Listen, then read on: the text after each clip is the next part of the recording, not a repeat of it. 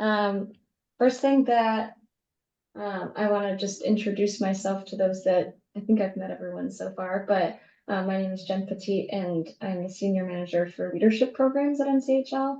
So we've done a bit of a restructuring, and I am coming over from the NCAF side of our leadership programs to oversee the Lens Councils, and we have hired, as of a couple days ago, a program coordinator to oversee the NCAF work. So I'm very excited to have another team member to help with some of the administrative side of Lens, but also will take on a lot of the NCAF membership benefits and rules there. Other than that, just a reminder that our 2024 council lists, if you haven't submitted those yet, or you have updates for folks that have either left your organization or new members of your team, feel free to shoot those in an email to myself or to the Lens inbox, just so we can keep our list up to date as possible and have as many of your team members involved in all of our councils moving forward. I probably sound like a broken record at this point, but the coaching certification is coming up. And we have our first cohort, our cohort for 2024 is kicking off May 1st, and enrollment is open now until March 27th. We do have 7 folks enrolled for that right now. So, and we have a minimum of, remind me, Megan, 12? Yes. We have a minimum of 12 to officially kick off that cohort. So if you have team members that are interested in that, they can use the link in the agenda to enroll. We'll also be sending additional communications out that you can share with them. Any questions can be directed to myself or Megan if you have coaching specific questions. Megan, update on events and planning committee? Yeah, I feel like I'll need to share this again when the group's larger as well, but we did make a recommendation to our board of directors based off of the recommendations from evaluations from this year's event and also last year's conference, that we are moving forward with a separated conference with the USKIP program, so our U.S. Cooperative for International Patient Programs will be hosting their own annual meeting. And then we will primarily host a annual meeting for the Lens program members and our NCAF GEM members. So it'll be very focused on leadership development and organizational excellence. And you'll be surrounded by peers doing similar work as yourself, rather than just the all members from all programs that NCHL represents. That is tentatively going to be scheduled around the same period as last year. So if you want to mark your calendars now, it's tentatively, we don't have a venue secured at this point. I'm very close, but for November 18th, 19th, and 20th. So the other thing that I wanted to discuss briefly, or just prime you all, is that we are going to be looking for volunteers to participate in our planning committee for the actual event. They'll be responsible for selecting content and reviewing abstract submissions, along with identifying gaps in content. So I would first look to the steering committee as like right of first refusal. If you don't want to participate, great. That's fine. I would love a nomination from you for somebody who is an active participant in maybe another council within Lens, who could bring their knowledge and experience to that process. It's a pretty small group, tends to be kind of around eight or so people, but they help us develop everything from the agenda setting to content selection to what we do during the, who our keynote speakers are. So those are some of the updates related to the 2024 events.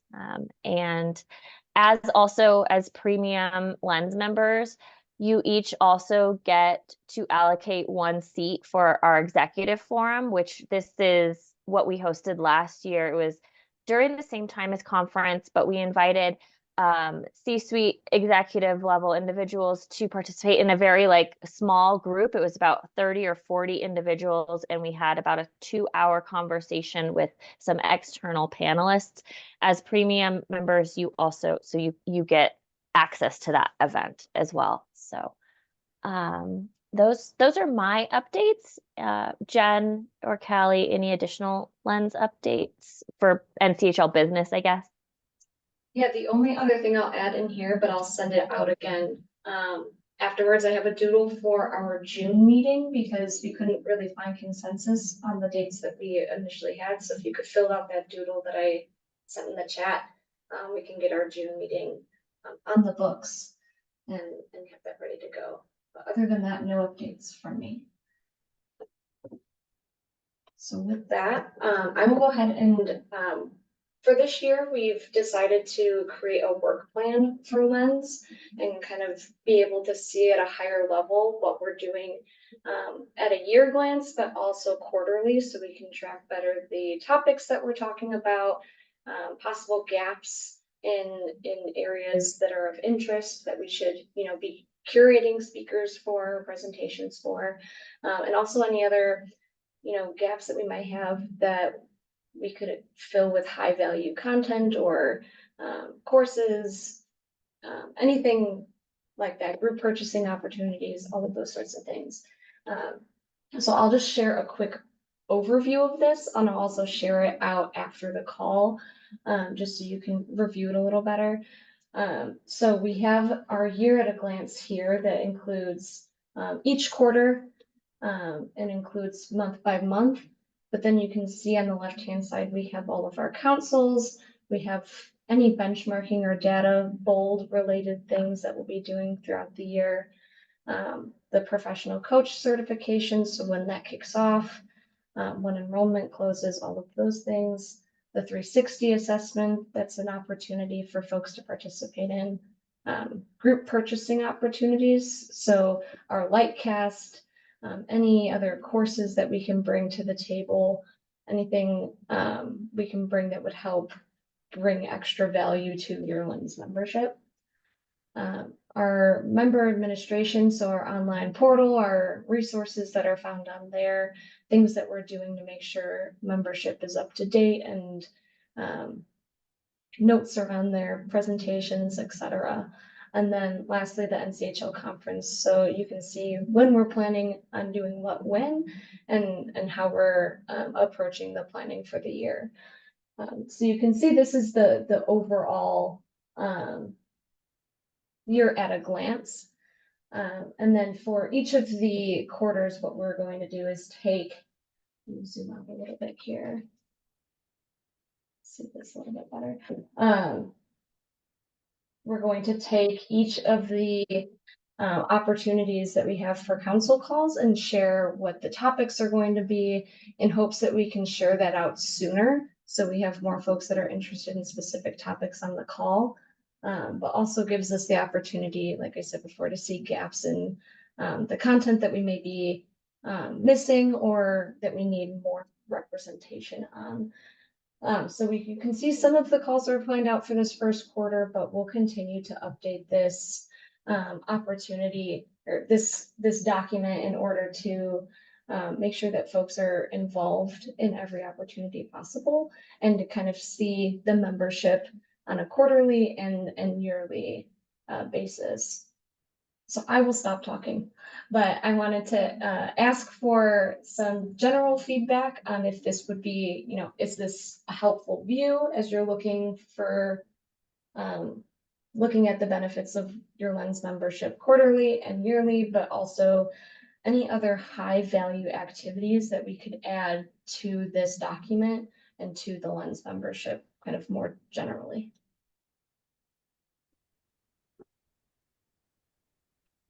I would really also, like, go ahead, Julie, please. I just say I really like the overview, and I appreciate seeing it out for the entire year. And because I've only really been a part of this for just over a year. So it's helpful for me as a reminder of all the different domains, and then to see it spread out. And so it's, I would like to actually look at it in a little bit more detail and reflect on it before I answer whether or not I think there's more that we could be added to it, because a lot of this stuff falls into the areas that that I support with my organization. And so I just wanted to give a little bit more thought, but I think it's a nice, great visual. It gives a nice snapshot over the entire year. Great, thanks. I think I echo what Julie has just said. I don't need to add anything, but yeah, this is a nice overview. And also, as Julie pointed out, it helps us see how the organization is involved in different areas. It's a nice snapshot. This is a result of conversations with you all, right? So this is because we've asked for your priorities, and so we've wanted to really acknowledge that input and prioritize some of the feedback that we've gotten. So if there's feedback that you gave to Jen or myself during, the end of the year that of items you wanted to see prioritized for this council or this particular work or programs, please elevate that, let us know so that we can continue to kind of iterate. The first quarter is kind of complete to a large extent, but we have tons of space in the second and third quarters to add additional content or shuffle things around based off of priorities. So we appreciate the feedback that we've gotten thus far too. So thank you.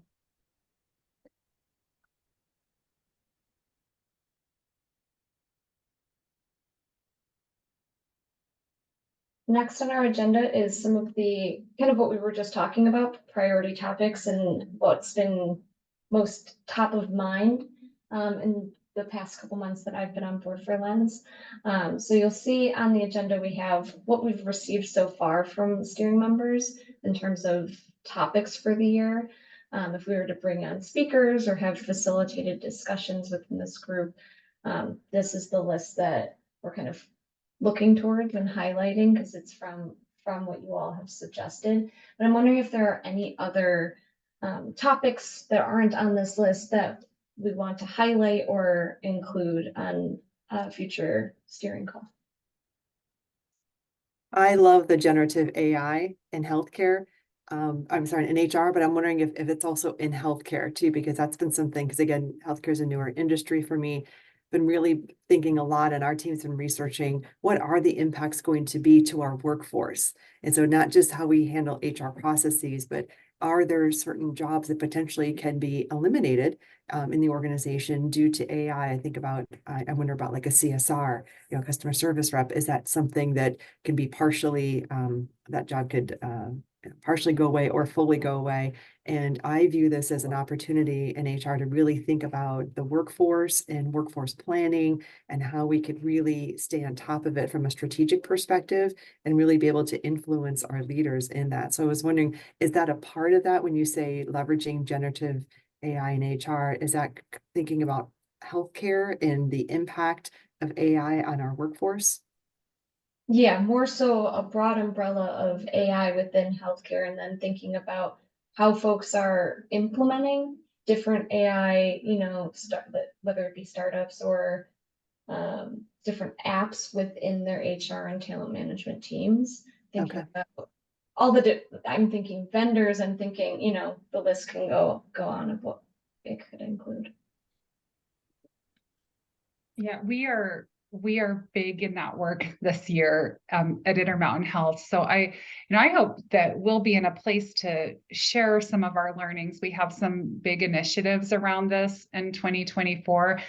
Really spent the last part of 2023 getting ourselves organized up around how to tackle this really big challenge with, at the end of the day, how do we both preserve, the value of people and make this case that there are some jobs that we ought to be prepared for that could be eliminated. Or the other piece of that is bringing in the facts of the workforce and workforce planning. So we see that there's going to be a broad gap in the clinicians we need in the future. So to try to dispel the fear that we're actually planning for the clinicians we need that we aren't going to have, and what are the gaps that AI and other, we're actually taking a broader sweep at intelligent automation, but how can we implement tools across our work to help us be better prepared for the anticipated labor shortages in the future? Right, that's exactly where I was heading with that question. Yeah, so maybe we can connect offline on that. Yeah, it's like we just had the, and I've been feeling these fears, you know, and understanding how people are going to react to it. And we're starting to kind of start to unfold some of these initiatives and bringing in people, you know, so every time we bring, you know, start talking about this message with a broader group, the same fears keep, you know, resurfacing. And so how we intentionally keep moving forward without everybody shutting down because they're afraid their job is at risk is, you know, those are exactly the waters that we're navigating right now. Yes, a lot of change management is involved in all of it. For sure. Well, Julie, I'd be Mhm. glad to connect with you more offline. Yeah, thank you. I think just to piggyback on what Julie said, one of the things we're doing in our service center that's related to HR, the HR service center, is starting to use AI. So I think we have our first phase launching next month. And it's exactly the end goal is how can we provide better, faster service, but also service at a lower cost. Because if we have automated chatbots that can answer a bunch of questions, then we don't need to staff our service center with with employees. So that's the end goal, but we're doing our first phase of that starting in March, and then I think eventually, maybe in a year or so, we will have something that is full-fledged. That's interesting, and I'm looking forward to hearing more about that. Yeah, it's super exciting. I will definitely keep you guys posted. Could I ask, just for sake of learning, Corey, when you mentioned, and Julie, you all have mentioned that you're doing research, this is a hot topic in your areas right now. Who are these internal experts that you're looking to? Like you've hired people that are doing this research and they have experience in tech, like, or are you looking externally? Like, what does that look like as Jen and I also explore who to tap to bring additional knowledge to these groups? Yeah, that's a great question for us. So really our COE workforce optimization is really leading out of this out of HR really. And so there's both, you know, workforce analytics and, you know, optimization. So they've really been leading out on this in partnership with DTS. And we had already invested in some technologies over the last couple of years in the automation space. So it's really saying, okay, we've made these investments. How do we realize the return on, you know, particularly in automation? But now, I mean, the pace is so fast, but I would say primarily it's been driven by internal experts. You know, the workforce optimization team is driving it, yet they're gathering the insights and then we're creating the learning around it. So we partner with them on the objectives and the deliverables as we're starting to roll this out in terms of the learning. But it's a big partnership because I also have I have leadership and organizational development, and my OD team is really involved with change management. So it's you know, we're working highly interdependently with each other. The expertise that we are leveraging from the outside kind of comes from the vendors. So we're looking at Microsoft Copilot, for example. So in that case, like Microsoft, you know, also provides a lot of the education, you know, about the tools. So, you know, some of that we would rely on vendors as we're purchasing solutions down the road. Thanks, Yes, I actually took that note, Corey. I love that workforce optimization. I love that. And I assume that that's a collaboration with operations as well, too, is a part of that, in addition to the groups that you mentioned. Yeah, so I mean, they're part in HR, and then they work with our HR strategy and delivery team for the partnerships and operations to move these initiatives forward. They're kind of the stewards. So like we have 8 initiatives right now that come from our executive leaders in different areas of the organization to lead out on some initiatives to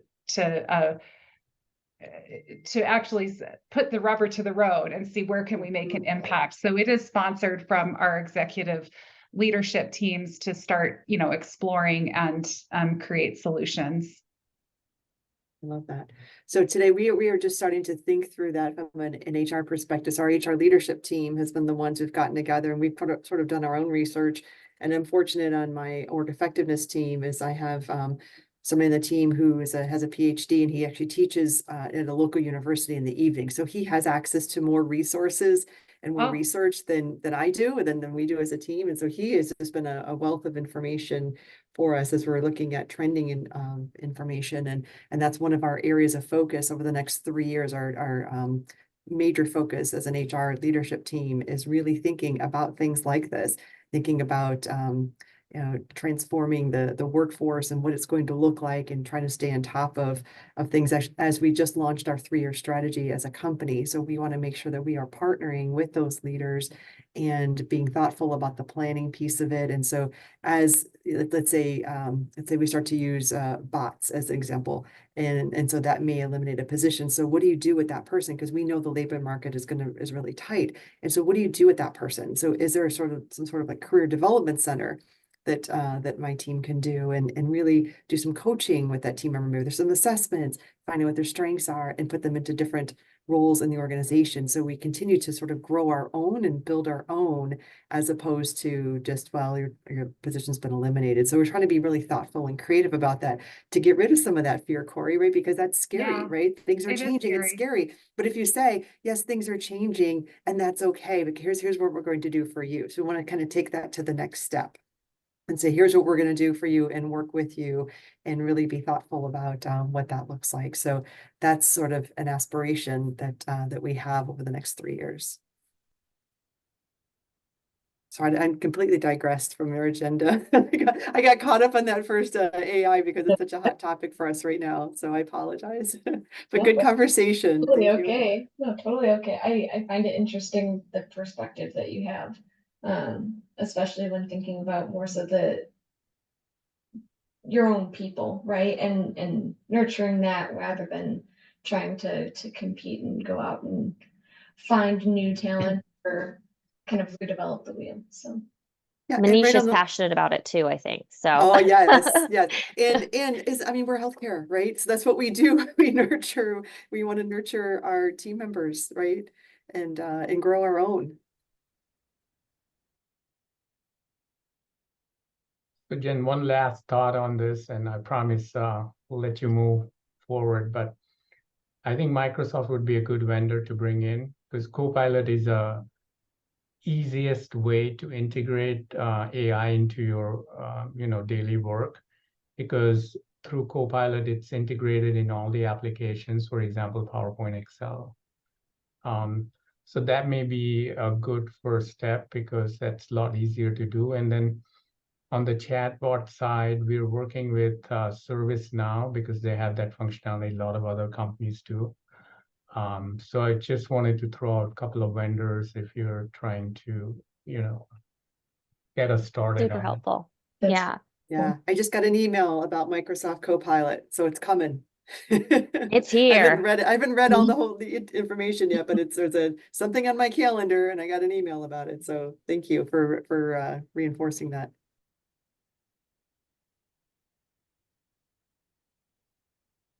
any other topics that, this obviously is high priority, it sounds like, and getting some speakers and other facilitated discussion around, but anything else that might not be on this list or that's on this list that we really want to make sure we highlight this year?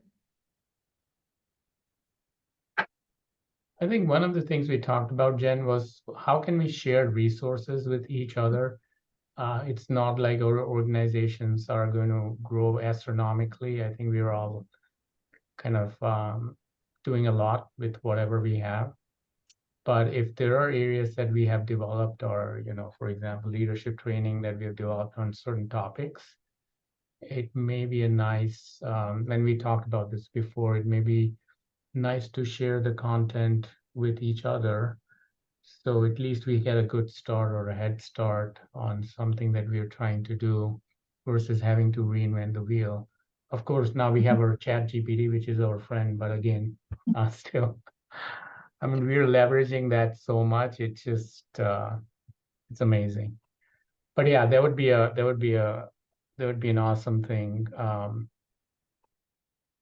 Well, you read my mind, and you read, that actually segues into our next topic on the agenda. It was brought up at the November meeting that I was in and out of, but some sort of resource hub, within NCHL for sharing resources or different types of trainings or things that, you could even collaborate on, or, the possibilities really are endless, and I want to make sure that we get as much input, as we start to explore this as possible. So if it was some sort of, more formal learning management system or resource hub, how would you envision your organization utilizing that? What kind of structure? Um, what would be most helpful if you were to log on to the NCHL member portal or go on and be able to see? What would you want to see? I'll just start there. Couple of quick thoughts that come to my mind, Jen, is one is if there is an index, which can be pretty comprehensive, but at least of all the resources that are in there, and then of course a way to search, because as we start putting things in there, I know it will get endless. So I think two things would be it's a quick start, but it's very helpful, right? And then some sort of structure. Yeah, Your presentations, your toolkits, your vendor, whatever. yeah, even able to organize it by type of resource, but also topic, I think would be helpful. Yeah, is that what you were thinking, Manish, were you thinking about, like presentations, like let's say, Mhm. I'm trying to think of one, feedback, let's just say feedback, that's one Yeah. that we all have issues with, right? We actually created a module called meaningful feedback, so it would be, the presentation and the notes from that, and maybe any exercises sort of like in a like a package. And so that would be something that you'd be able to research as feedback. And you could say, here's the training that Henry Ford Health did for all leaders on feedback, or inclusion, so it'd be sort of Yeah. topics like that. Is that what you're thinking? Absolutely. So I think if you're venturing in a new direction, that would be a great first start, right? Obviously, we'll have to modify that, but we won't have to reinvent the wheel on it. If somebody has done, if Henry Ford has done a great job with it, then we can just run with it and tweak it. Grow it. Yeah. Happy to I share. love what you said about toolkits too, because we create a fair number of those, what are the just-in-time toolkits? So change management or team building or conversation starters, like just the different tools. I think that would be really valuable too. We do a lot of that creation, and it strikes me that I bet we're not the only ones that are creating toolkits like that. So Yeah, I feel like that's all we do, Cora. And then Cora, I'm remembering now that that we had met at the November conference. And I think you presented with Cindy Zito on yes, I team, did. right? Yeah, Yes, yes. yeah, So like that's it right. dawned, it clicked for me when you said toolkit, because she and another member of our team just created a huge toolkit for change. We've done a lot of work this past Oh. year in change management. So we have a Oh. ton of really, really great resources.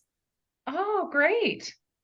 So, something like that would be very helpful for Rush. For example, we're in the initial stages of our digital transformation strategy at Rush, for patient care. And that is obviously a huge element because things are going to drastically change. So again, for lack of a better word, if I can steal that from someone. Borrow. You're just going to borrow it. Just make sure you Yeah, take our logo off.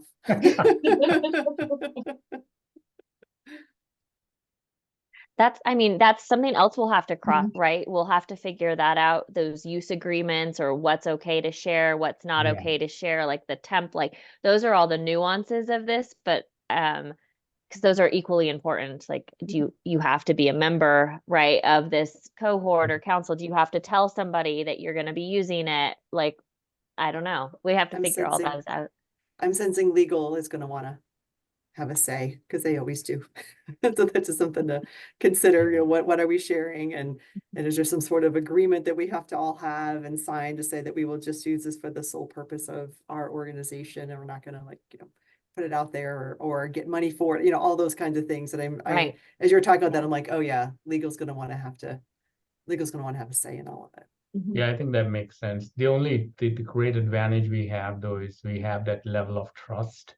Mhm. So it makes it easier, right? It's if it was an outside entity that we didn't know about, but obviously those safeguards are necessary. So it creates that safety net, right? Then we are able to share more knowing that it won't be abused or misused. I thought of another word, Julie, it's repurpose.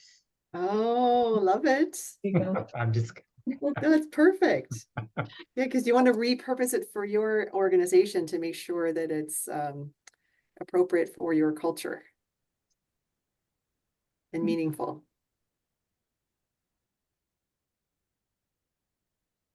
Any other items that would be,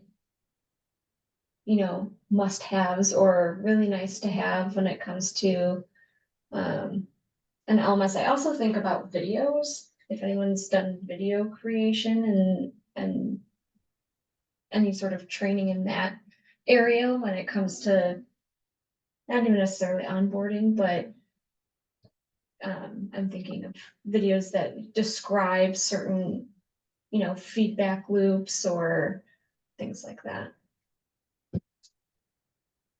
we have LinkedIn Learning, so we rely heavily on those because those are pretty much, I think they have like 16,000 trainings on it.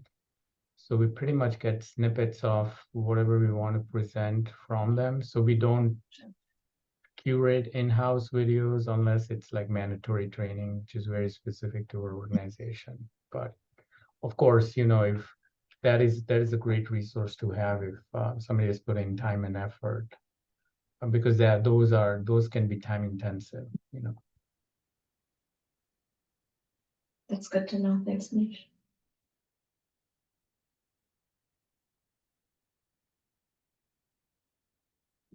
Any other thoughts? This is a helpful start for us as we think about structure and what this might look like.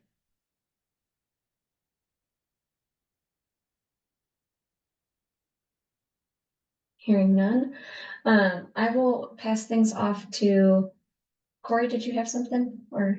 Oh, it just popped into my head, kind of this discussion around legal. And I guess this is just something to explore. Would it be something in our membership agreement or, then going forward that states how resources are shared amongst the group so that our legal teams anyway, I'm just trying to think about like Yeah. the whole big picture process. If it's just tied to how we engage in our memberships, then that piece is covered. It's not something we do outside of that, but it's part of like when we engage Just in peer our collaboration. Yeah. yeah, and how we define peer collaboration, so that our legal teams and IP office and all those we get the right people involved. So Totally makes sense. Yeah, that's a good one. Thanks, Corey. Thanks, Corey. I will go ahead and hand things over to Callie. I will let her introduce herself and share some information on Bold. Thanks, Jen. Hi, everyone. I've met some of you at the conference or through other means, but I'll do a quick introduction. So my name is Callie Lambert. I'm the Director of Research for NCHL. So I work with all of our member programs as well as any kind of research outside of our programs that we're working on. So I am here today to talk a little bit about our biannual survey and Bold, and hopefully get some input from all of you in terms of things we can think about for this next year, which is 2024. So it's starting now. I have a couple of slides that I'm pulling up here. just to share with everyone. So I'll start with just a quick introduction about the actual survey and the awards process that it's currently tied to. So again, the kind of goal of this conversation is to hear from all of you if you've participated, what you found valuable, how can we improve the process? If you don't participate as an organization, why not? What can we do to increase that overall participation? So that's kind of what we're looking to better understand and using the steering committee as a way to help us source some feedback. I'll start with a quick overview for anyone who's not close to this process or hasn't been involved in it in the past. So the NTHL runs a survey every 2 years. It's called the National Healthcare Leadership Survey. And that survey asks participants about all of their leadership development efforts. So it's based on the NCHL competency model, and then we take all of the questions and all of the efforts that we're asking about, and we categorize them into 12 different dimensions. So we have things like attracting and selecting talent, monitoring program results. There's well-being is the one that we most recently added. So it's broken up into those 12 dimensions. And then this process is tied to a recognition process called the Best Organizations for Leadership Development.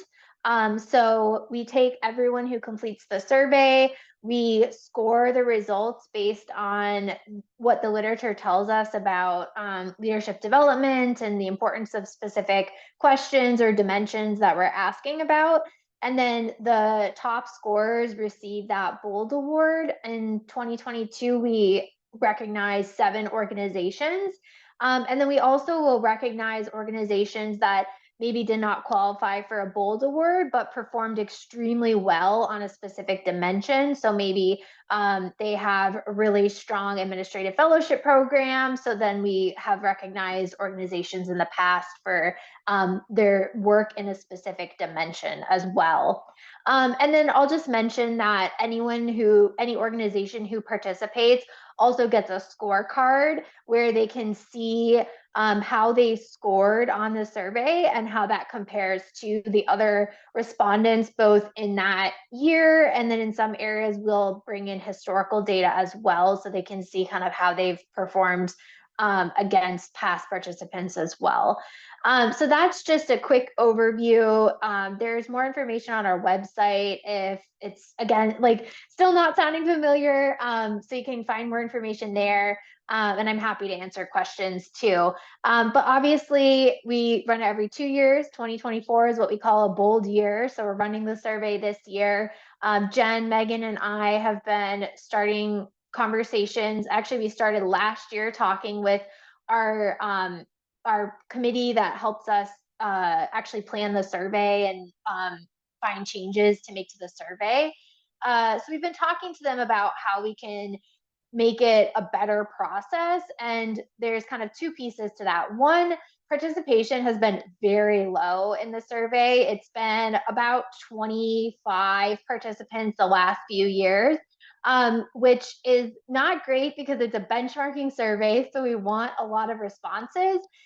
So that's one issue. And then also we have done pretty extensive outreach and still seen a low participation rate. So it's a high level of effort that we're putting in without getting a lot of participation back. So that's the first challenge. And then I think overall, we just want to make the process more valuable for anyone who participates. So we're trying to get at that piece of, is it recognition? Is it benchmarking? Like, what are the pieces of it that are valuable and really increasing those? So if the benchmarking piece is valuable, how can we increase what we're providing in terms of benchmarking, things like that? So those are kind of the 2 big pieces. And behind all of this, we're trying to understand what pushes organizations to participate, what makes them choose not to participate, and then kind of what are the specific changes we can make to the process that will overall support that participation, but also increase that value. So we did a very, very quick survey of some past participants. So we didn't get a ton of responses back, but it, I think, was helpful and echoed some of the things we were hearing from our planning committee. So we sent a survey out to 50 participants from the past 3 survey instances. And we just got 7 responses back, so not a lot. We only gave them 1 week, so it was a quick turnaround. One of the pieces that we've been really trying to understand is what's the benefit or the value for folks that are participating. And this really echoes what we've seen. So we were trying to understand, is it benchmarking? Is it the possibility of winning an award? And we're kind of seeing it's both, which is, I guess, what we've been hearing. So we were trying to figure out if we need to pull out the bold recognition piece potentially, but I think we'll keep it in some form. So now it's figuring out what that looks like. So that's what folks are saying. There's some that value the benchmarking, some that value the recognition, and then a handful also saying it's all of it. We want both pieces. So that kind of, I guess, reinforces what we've been doing with it. And now it's getting into the specifics. And overall, folks said it was pretty valuable to them, which I guess is helpful. And again, now we want to figure out why people are not actually participating.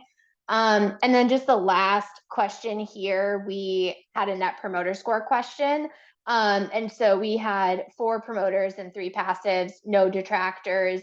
So it seems like of the people who answered, which is not surprising because they've clearly been involved in the past, they're very interested in participating again. And so now I think, again, we're trying to get at some of those other pieces about how we can really make it a better process for the folks that are not currently participating, or how can we, improve the nuances of it for those that are. So that's just some quick data that we gathered. And I think it doesn't tell us a ton, but it is helpful in terms of context setting for what past participants are thinking. And so I think, Jen, did you want to lead the questions, or did you want me to? No, I'm happy to ask. So Perfect. as Kelly kind of mentioned, we're trying to revamp the bold survey in a way that makes sense for folks that participate. So wondering if you all have participated in the past, what has been the most valuable piece?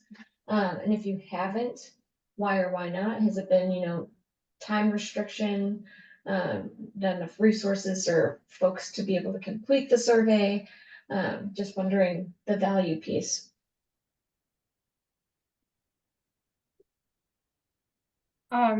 I was actually not with this part of the organization in 2022. And so I think to respond to this, I need to go back and get some insights. I know we participated in 2022, but I need to go gather some insights from our chief learning officer and others who gathered the data and participated. So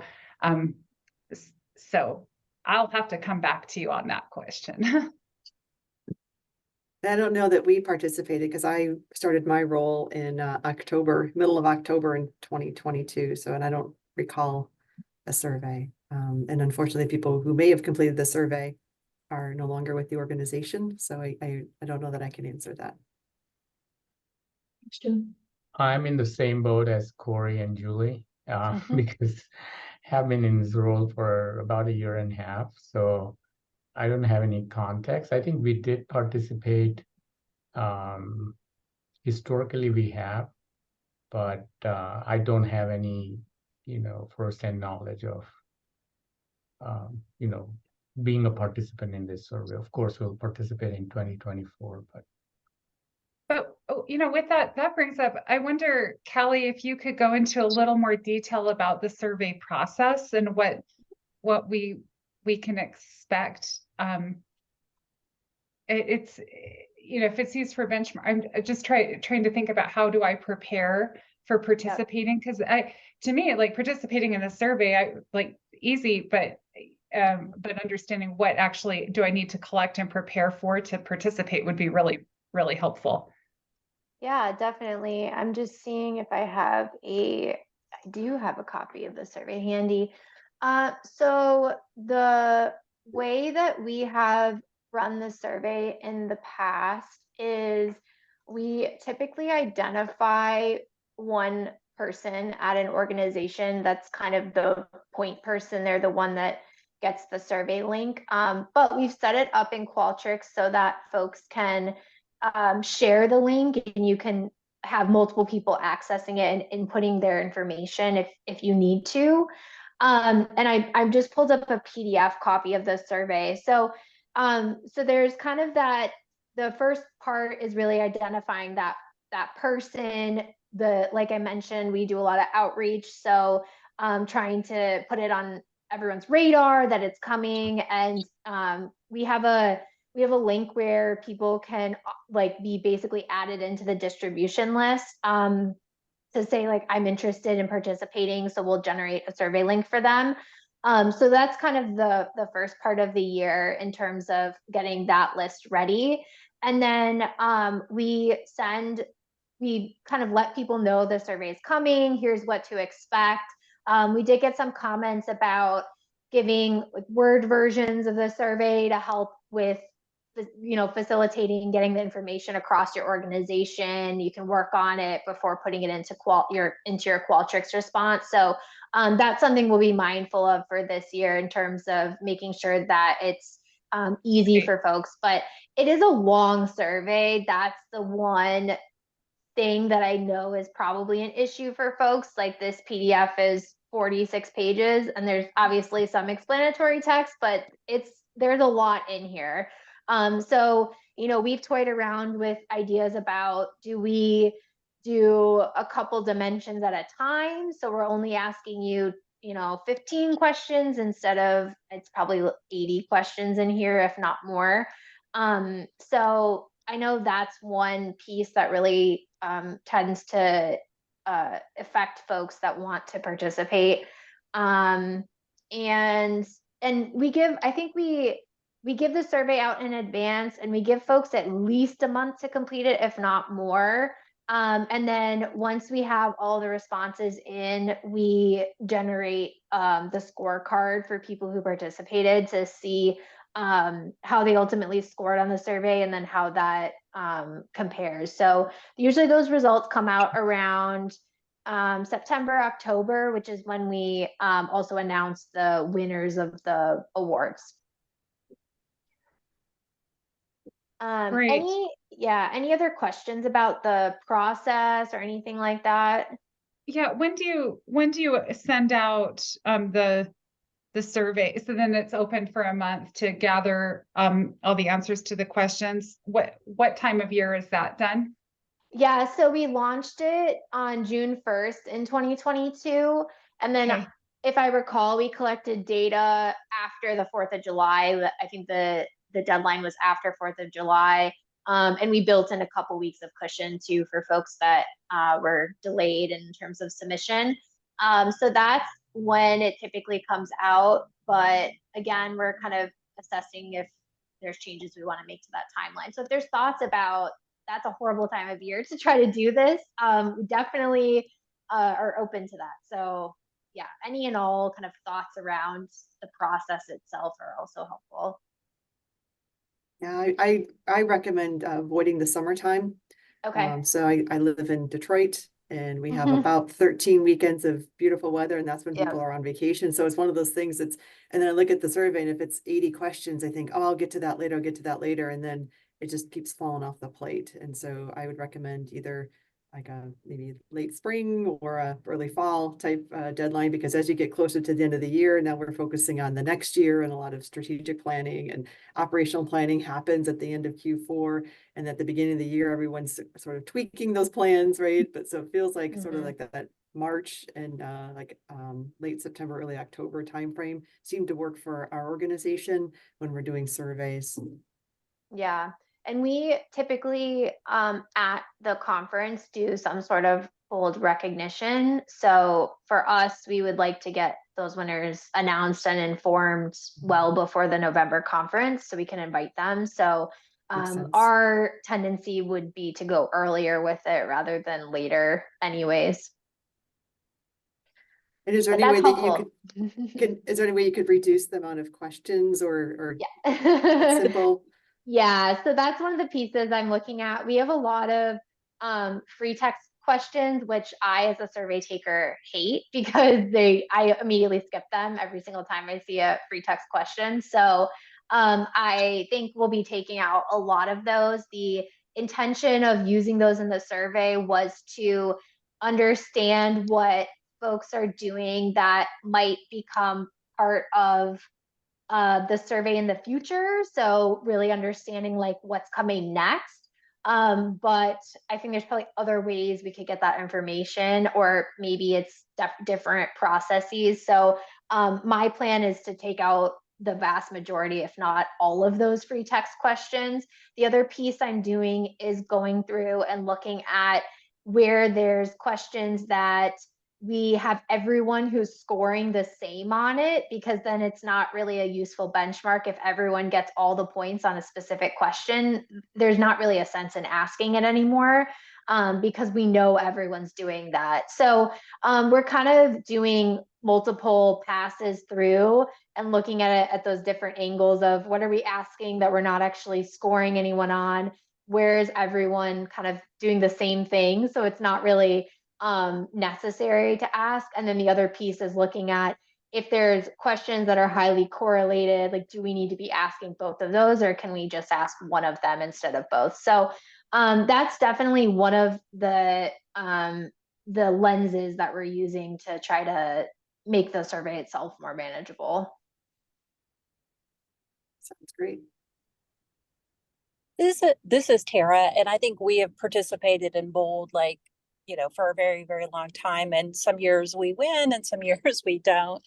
But I think what we find valuable about it is we like to have our programs compared to, obviously the membership in NCHL are good comparisons, right? Great colleagues, people that are sort of at the top of the game. So we like that we're sort of graded on that, and that we know whether, do you really have a good succession plan, or could you do a better job? So we like that aspect. And then we like to know who wins, just because I think not wins, but who is recognized for their program, because then of course you know who to start dialoguing with and collaborating with. If you feel like, oh gosh, I don't have an emerging leader program, or I'd like to do a better job.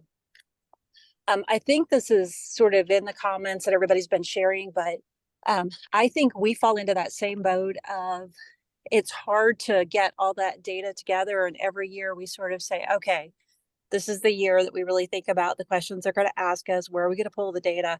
I mean, I almost wish that we were sort of plugging along all the way through to say, okay, we know they're going to ask data about this or that. Let's get that pulled. Let's get that looked at.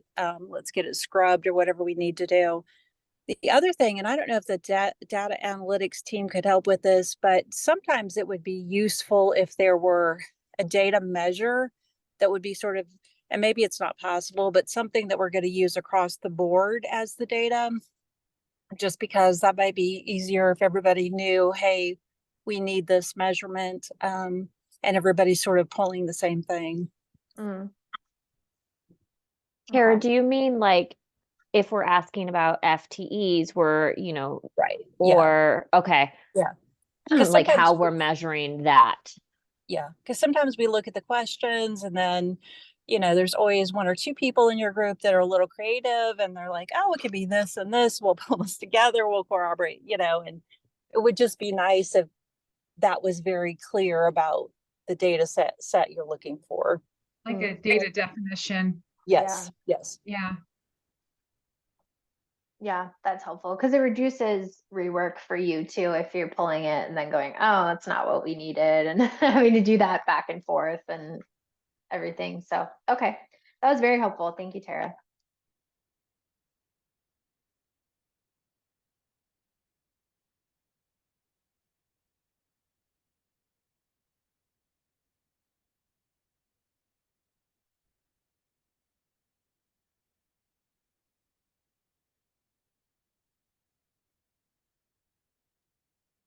Kelly, I'm going back to something that was mentioned earlier about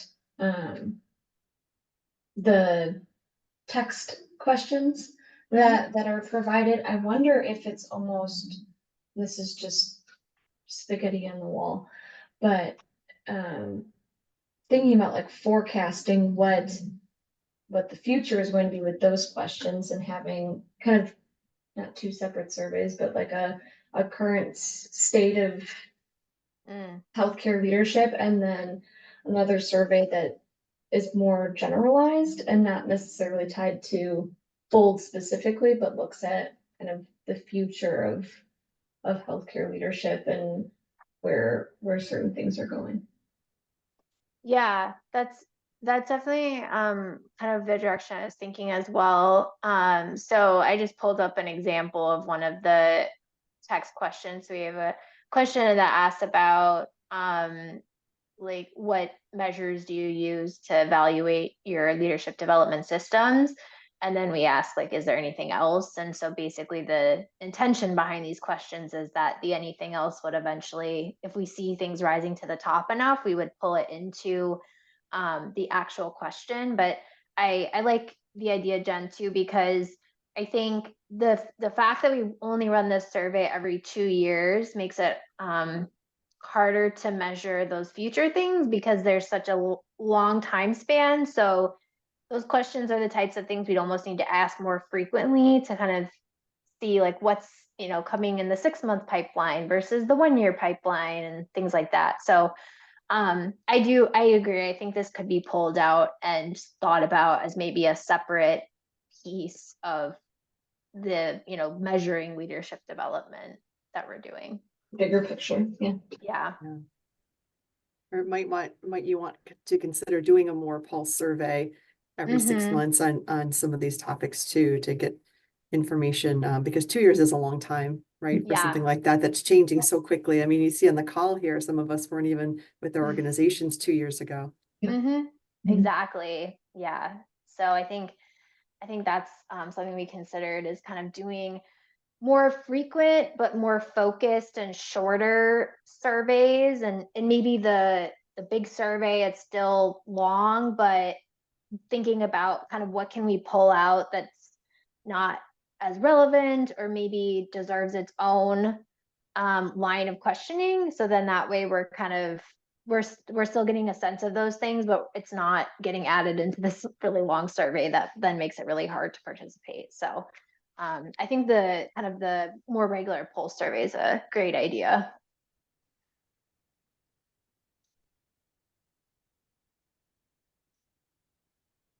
Any other thoughts or points of feedback for Callie, our lone data analyst?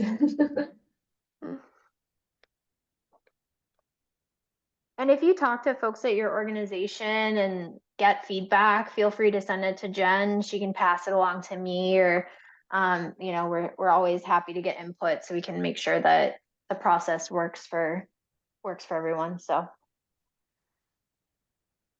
Thanks, Callie. thanks everyone. That was really helpful. So the last 30 minutes we've left for any project sharing or problem solving that folks want to bring to the table. We know how valuable that was, especially in person, but a big reason for making these meetings a bit longer to include enough time to get all of our business out of the way, but also have time to connect on any problems or projects we're sharing.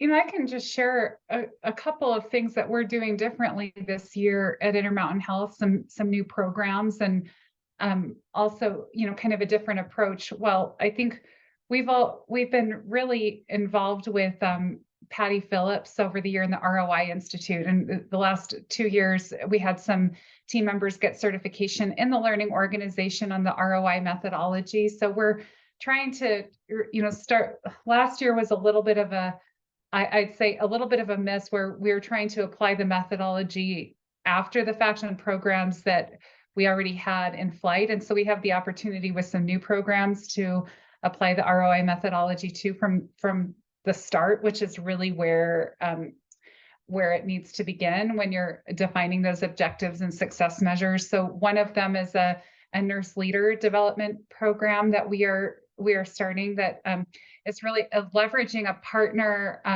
called Mersion and using active simulation for this year. It's really in difficult conversations, so they get the skills practice in the online simulation.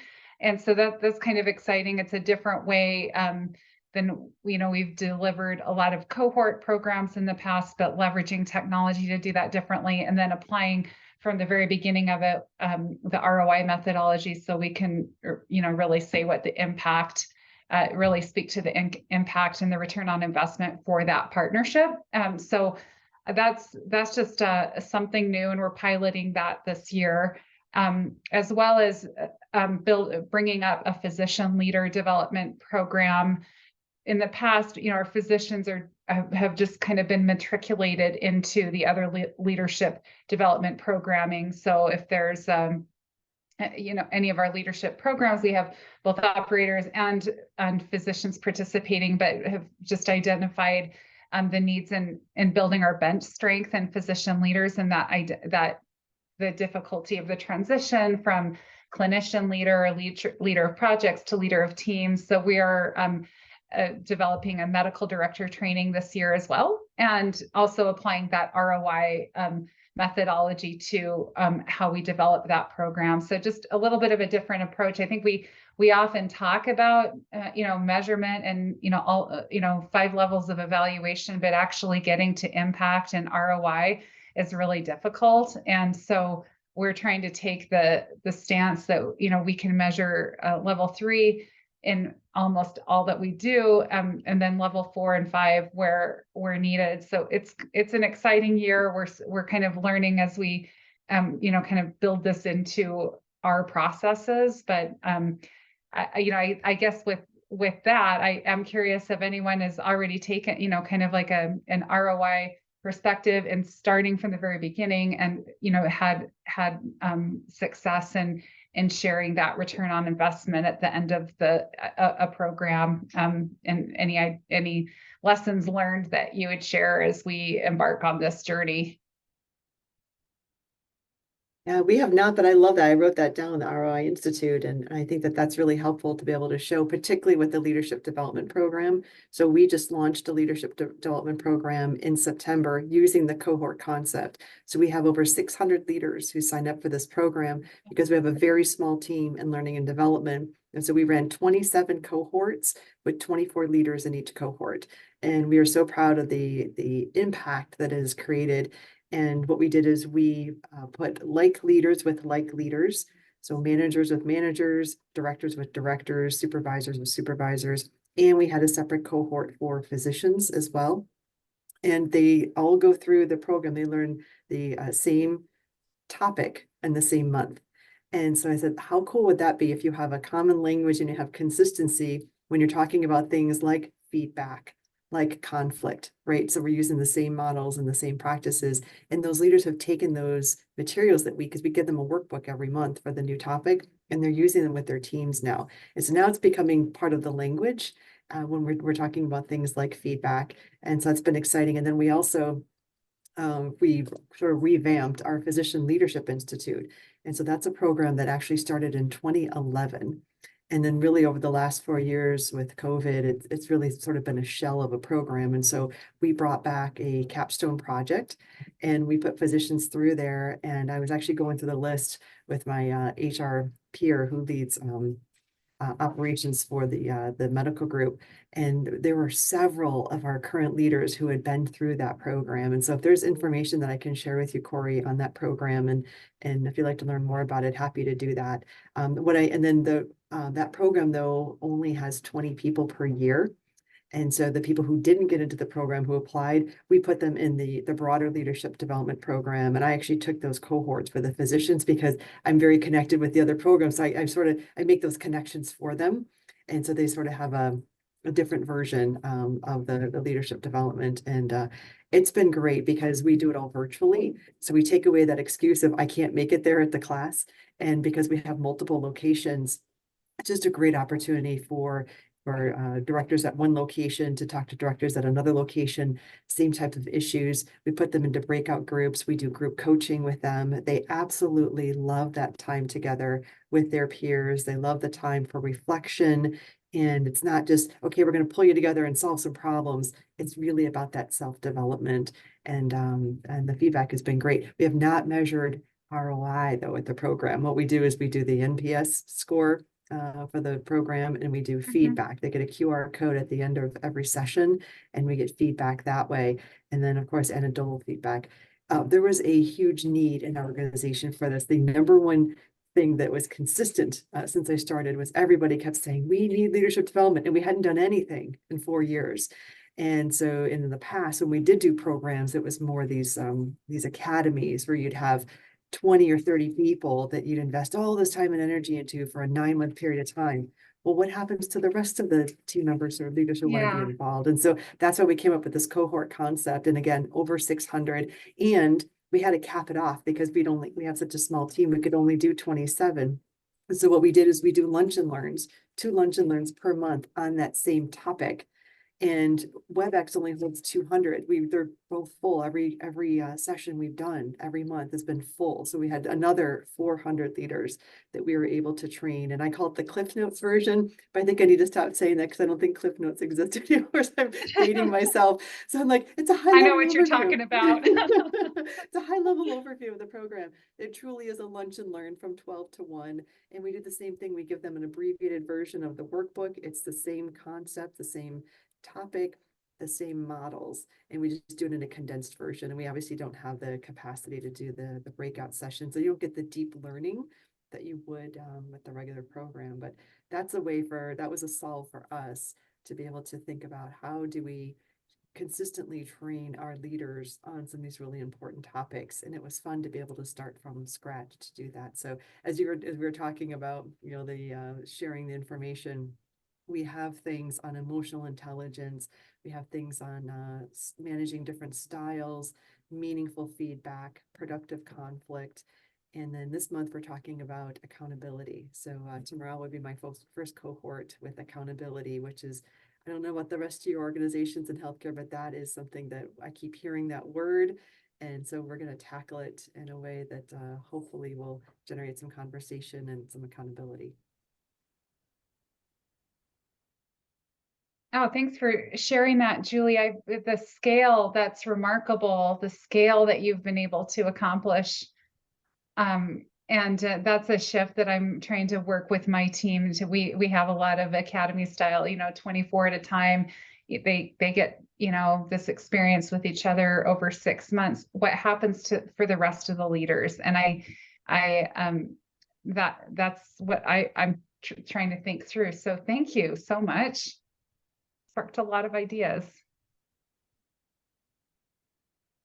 I think we at Rush have not gone beyond level 3, so unfortunately won't be. So first of all, kudos for you for taking that leap and trying to make that happen, because 4 and 5 are the kind of the biggest hurdles in terms of and this very well, Corey, when the times are bad, this is the first area that takes a hit. But if you have the numbers, then I think it helps you make that case, which, I haven't been able to do because I haven't done the ROI. So I think would love to hear about how you proceeded with that and what was the end result.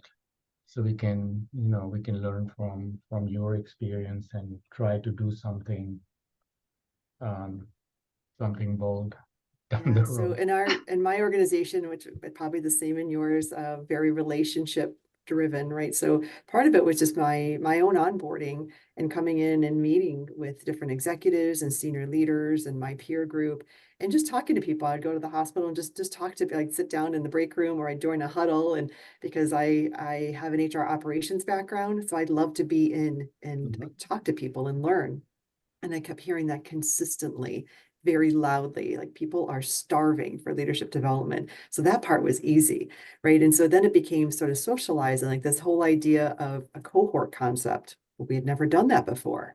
Like, oh, how can you do this? And I've got this small team. I'm not getting any additional money for headcount. And so how can I be really creative with how to do this? And so part of it was convincing even my own team and getting them beyond the, no, we can't do this, to, well, what would it look like if, right? And you start doing some brainstorming sessions. So really starting to get them on board with what that could look like and possibilities, and then the impact we could create. And then start socializing that with the different leaders. So if I'm talking to the chief nursing executive, hey, I'm thinking about this leadership program. And then we came up with a vision and how it could potentially work, just sort of a, what I call like a straw man of it. Hey, you just kind of kick around this idea. What are your thoughts? So it was a good 6 months of socialization and kicking around, and they started to refine it. And then same thing with the topics. Hey, thinking about these topics, it's actually a 9-month program. But then we thought, well, people will be overwhelmed if we tell them or ask them to sign up for 9 months. So we did it in 3 sections. So you sign up for, actually we call it LEAD. LEAD 101 is September, October, November. 102, January, February, March. 103, April, May, June. So you can sign up for parts of it. So if you sign up for 101, like, boy, I really want to do 102, I just can't. That's okay. You can take it in the fall, right? So it's not like you're going to miss this opportunity forever. So we want to continuously run this program. So we're not going to have 27 cohorts, you know, in the fall, right, of this program. We'll probably have more like 12, but you'll catch up those new hires who started and people who didn't have the opportunity or the time to be able to join. But a lot of it I'm finding in my organization is that socialization, and that's how you get that buy-in and input. So when I presented it, when we finally rolled it out, there was 0 pushback, which is unheard of, right? Because we had socialized it so much and people wanted it. It was actually really easy to be able to do it that way. Yeah, very cool. I think one of the ways we have scaled it, and our goal is we have 1,200 leaders, and our goal is to at least have 1,100 seats filled. We have a 3-phase program that we developed based on needs assessment that we did for 5 different entities within Rush. Each entity has its own leadership need that was identified, and some of these are obviously common. And I think what has resonated with the leadership is prior versions of L&D or a past version of L&D was, we know what you want, we're going to deliver, take it or leave it. And that was not resonating. And the fact that we have done the needs assessment, the entity leaders are themselves involved in sending the message out saying, you know, this is really important, this is what you asked for. You should show up for it. And I think that has really helped. So we are hoping that we will have, you know, 11 to 1,200. We are forecasting attendance wise for these programs. And the way we did it is exactly what you said was, you know, it was done virtual 2-hour sessions online. And that was very helpful because then they didn't have excuse. So I have clinical work to do. I can't walk 15 minutes one way, go to a different building. And so. Yeah, I love that. We just, as a point of reference, we have 2,400 leaders in our organization.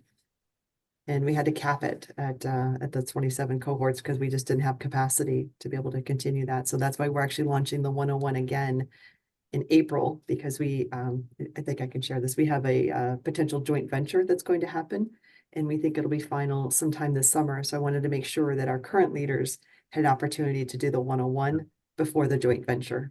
And then we'll invite our new team members with the joint venture.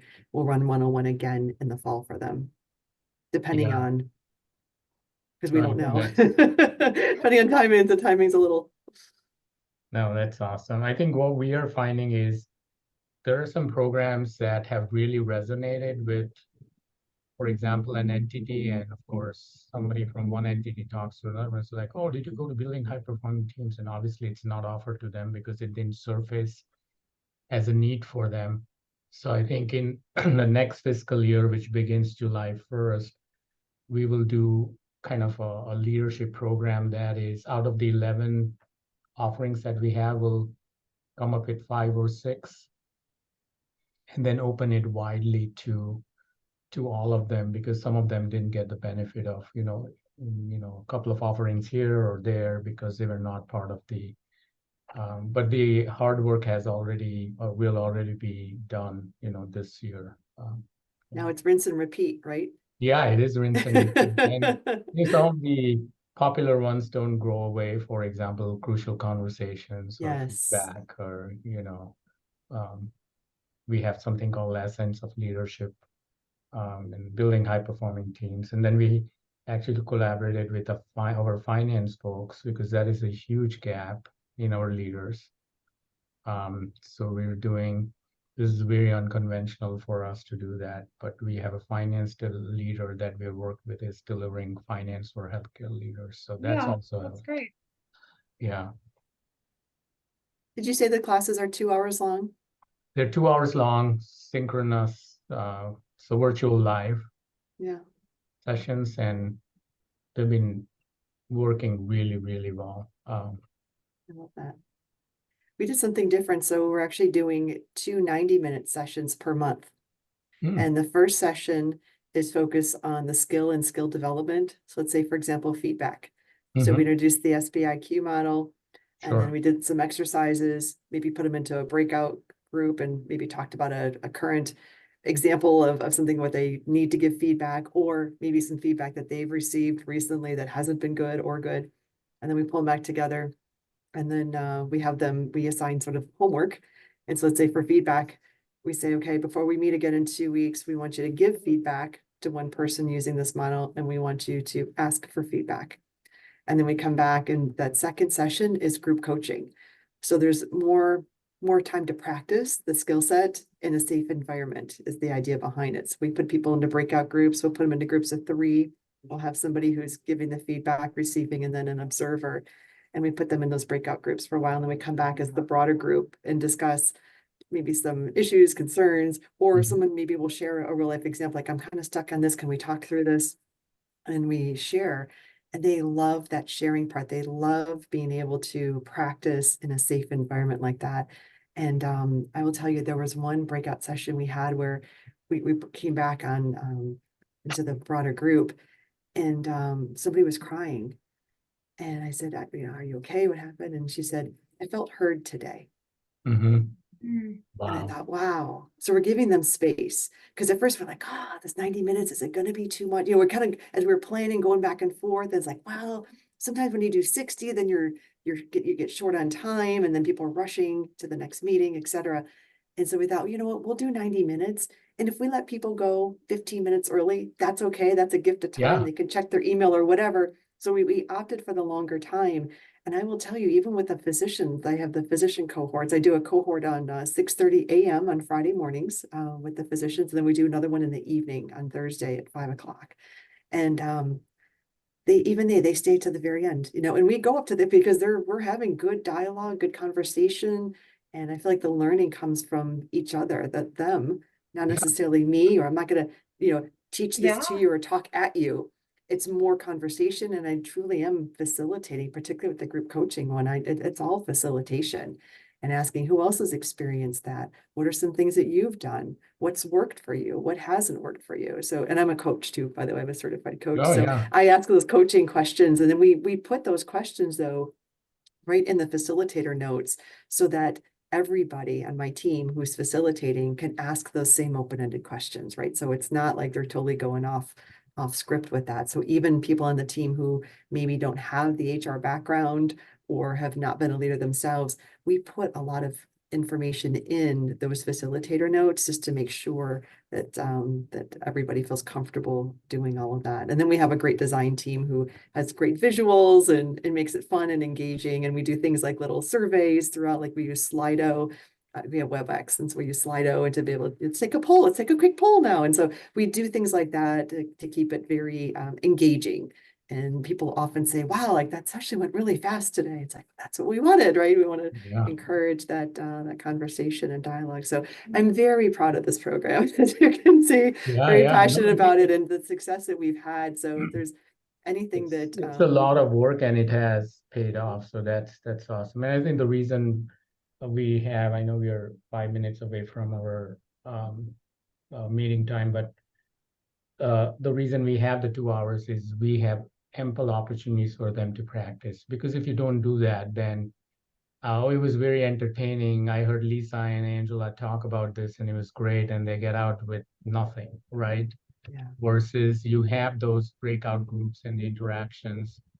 And to your point, they get a lot of value out of hearing each other and how they solve their problems, and somebody else in the same situation doing it, Yes. versus the facilitator kind of dictating or prescribing what it should be. So lovely.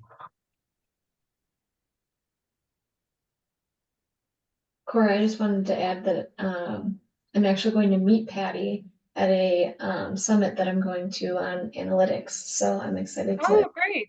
She's going to be on a panel there, so I'm excited to Yeah. connect and learn some more from her. So I'm glad that you're kind of already in that work, but I'm interested to see more of what they're doing and how they're evolving. She's incredibly generous, and just passionate about the work. So we tap her wisdom from time to time. And in fact, I have the 12 steps to the ROI, the ROI methodology, and 12 easy steps. This is the second time I've held this up in a meeting today. Love it, the 12-step program. Yeah.